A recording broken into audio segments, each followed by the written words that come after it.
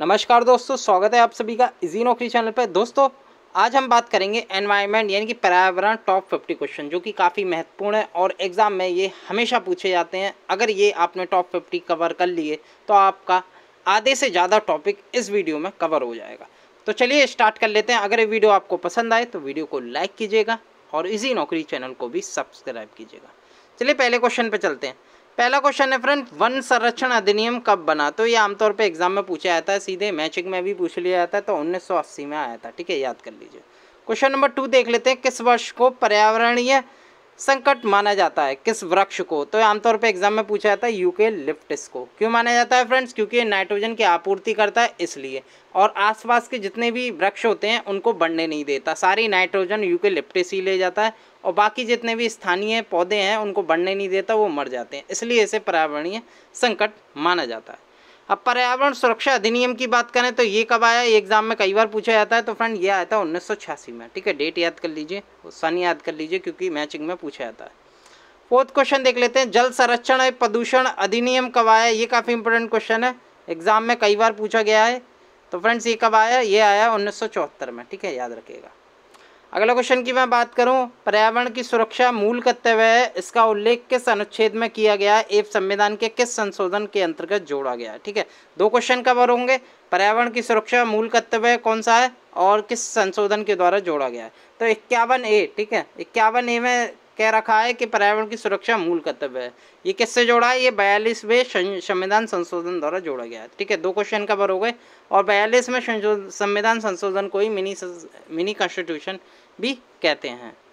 छठा क्वेश्चन की मैं बात करूं, भारतीय वन प्रबंधन अनुसंधान संस्थान कहाँ पर स्थित है? ये काफ़ी इंपॉर्टेंट है, क्योंकि आमतौर पर लोग देहरादून लगाए जाते हैं, जो कि बिल्कुल गलत है। ये इंस्टीट्यूट ऑफ फॉरेस्ट मैनेजमेंट की बात हो रही है, वन प्रबंधन की बात हो रही है, तो ये भोपाल में है, ठीक है। ये क्वेश्चन मिल जाए कभी तो भोपाल ही लगा के आना, ठीक है। अब वन अनुसंधान संस्थान की बात करें तो उत्तराखंड की राजधानी देहरादून में स्थित है। ये अनुसंधान है, ठीक है, वो वन प्रबंधन है, ठीक है, याद, दोनों में अंतर है। तो अनुसंधान की बात आ जाए तो देहरादून आप क्वेश्चन एग्जाम में लगा के आएंगे, ठीक है। 8वें क्वेश्चन की बात करूँ, वर्षा वन अनुसंधान संस्थान कहाँ पर स्थित है? तो ये जोरहाट में स्थित है। जोरहाट कहाँ स्थित है? असम में, ठीक है, याद रखिएगा। अगला क्वेश्चन देख लेते हैं। वन आनुवंशिक वृक्ष प्रजनन संस्थान कहाँ स्थित है? तो ये फ्रेंड्स ये स्थित है कोयम्बटूर में। कोयम्बटूर कहाँ स्थित है? तमिलनाडु में, याद रखिएगा।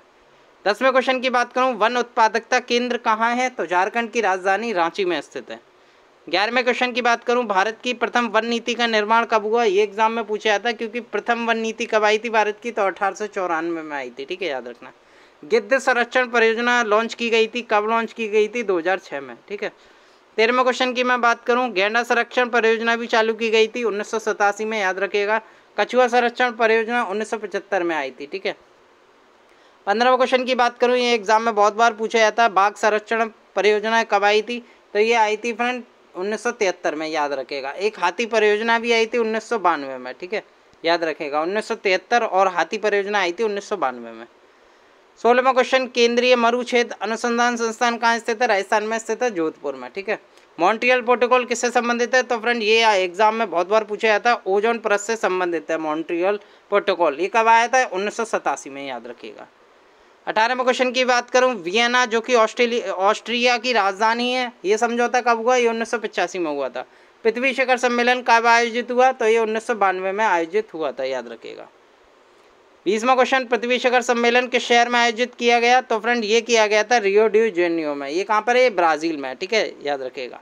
21वें क्वेश्चन की बात करूँ, क्योटो प्रोटोकॉल की संधि किस वर्ष से लागू की गई? तो ये 2005 से लागू की गई। क्योटो एक शहर है जापान का। 5 जून को विश्व पर्यावरण दिवस किस सम्मेलन में घोषित किया गया था? तो फ्रेंड 5 जून को हम पर्यावरण दिवस मनाते हैं, ये स्टॉकहोम सम्मेलन में कहा गया था।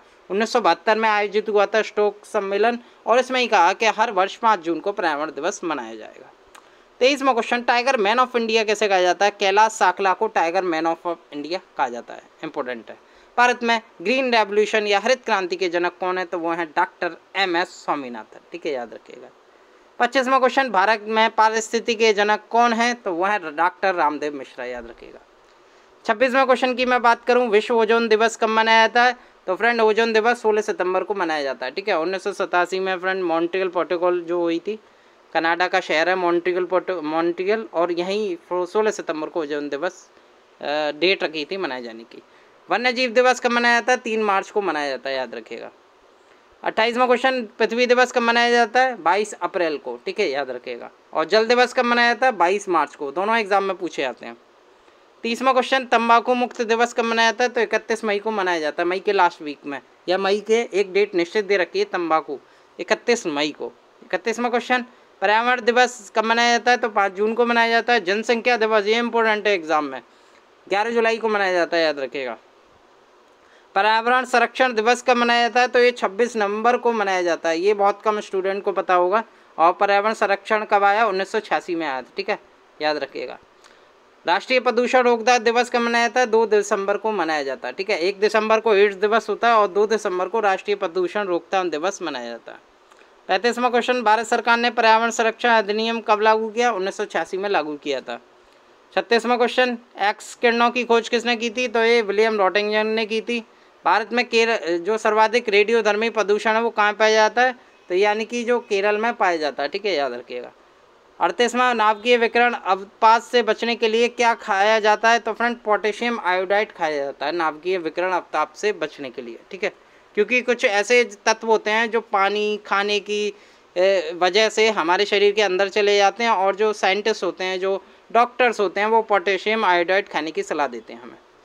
सौर विकिरण पृथ्वी पर प्राप्त होती है तो किससे? तो फ्रेंड विद्युत चुंबकीय लघु तरंगों के रूप में ये सौर विकिरण पृथ्वी पर प्राप्त होती है, ठीक है, याद रखिएगा। उपग्रह संचार में किस तरंग का प्रयोग किया जाता है? तो माइक्रोवेव्स का प्रयोग किया जाता है, जो सैटेलाइट होती हैं।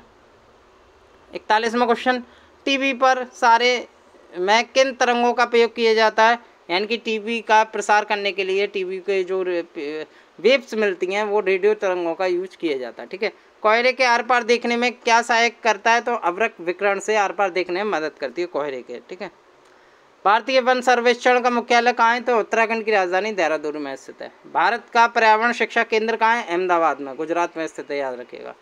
45वें क्वेश्चन की बात करूँ, पर्यावरण का रक्षा कवच है तो ओजोन परत है जो कि पराबैंगनी किरणों से हमारी रक्षा करता है। 46वां क्वेश्चन देख लेते हैं, भविष्य का ईंधन किसे कहा जाता है? तो हाइड्रोजन को कहा जाता है भविष्य का ईंधन। सबसे ज़्यादा जैव विविधता कहाँ पाई जाती है? ट्रॉपिकल रेन फॉरेस्ट में पाई जाती है, वर्षा वन में पाई जाती है, ठीक है, ये इंपॉर्टेंट है, एग्जाम में भी कई बार पूछा जाता है। ग्रीन हाउस प्रभाव का परिणाम क्या होता है? ग्लेशियर पिघलने लगेंगे। अगर ग्रीन हाउस या CO2 गैस की ज़्यादा मात्रा हो जाती है तो उससे क्या होता है? सबसे पहले जो प्रभाव पड़ेगा वो जो हिम शिखर हैं, जो बर्फ़ के बड़े बड़े टुकड़े होते हैं एंटार्कटिका में, वो पिघलने लगेंगे, जिससे समुद्र तल बढ़ जाएगा और आसपास के जितने भी घर हैं वो डूब जाएंगे। सामान्य बातचीत करने में ध्वनि तीव्रता होती है कितनी? तो 60 डेसिबल की होती है सामान्य बातचीत करने में। समुद्र की गहराई मापने, सिग्नल देने में, छुपी वस्तुओं का पता लगाने में किस ध्वनि का तरंगों का यूज़ किया जाता है? तो पराशब्द है, ध्वनि तरंगों का यूज़ किया जाता है। दोस्तों ये टॉप 50 क्वेश्चन काफ़ी महत्वपूर्ण थे